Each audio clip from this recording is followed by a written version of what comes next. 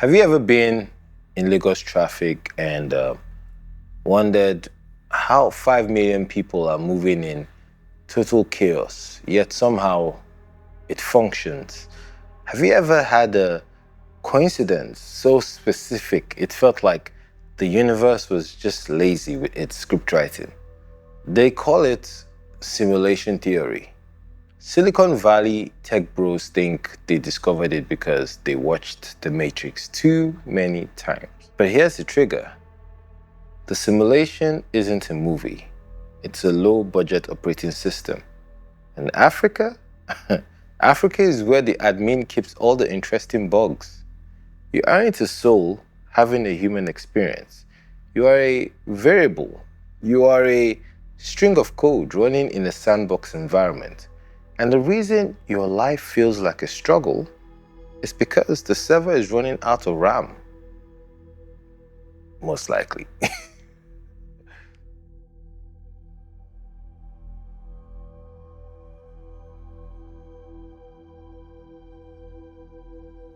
Let's talk about render distance. In video games, the computer only draws what you are looking at to save power. Don't you find it suspicious that when you turn around quickly, in a dark room, you feel like something just disappeared? In Nigeria, we call it spiritual, juju. But let's look at it through the African source code. When the light goes out, when NEPA takes the power, the simulation enters power saving mode. That's when the glitches happen. That's when you see things that shouldn't exist. Ever notice how you can go to a party in Lekki and see the same 3 people you saw in Ikeja 2 hours ago?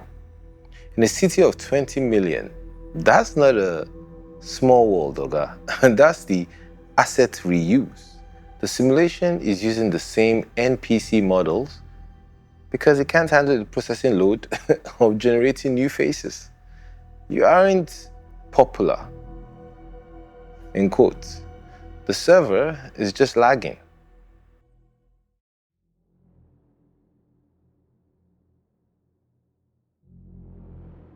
The proof that we live in a simulation isn't in a computer in California.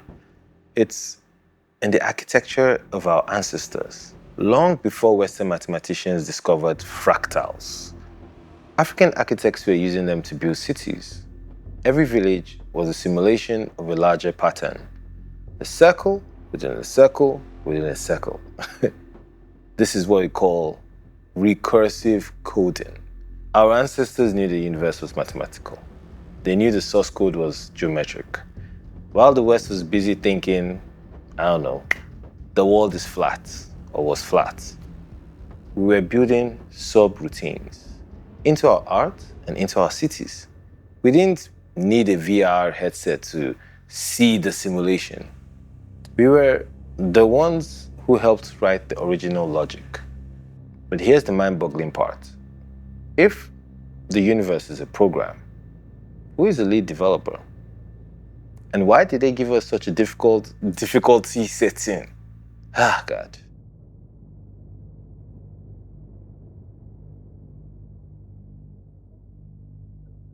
We spend our whole lives trying to hack the system.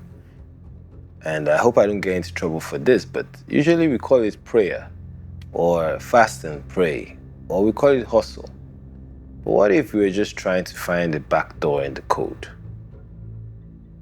I hope I don't get into trouble for this. But what if the spirit realm is just the back end of the server? And the reason some people blow while others struggle isn't about hard work. It's just about who knows the cheat codes. We're all living in a grand Yahoo, where the admin is catfishing us into thinking we're in control. But are we really in control? You think you're choosing your career, or are you just clicking accept? You know that accept button on a pre-written quest?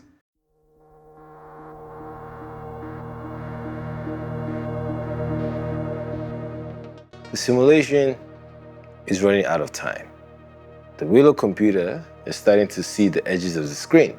And when the server finally resets, where will you be? That is the question. Don't worry about the end of the world. Just worry about the system update.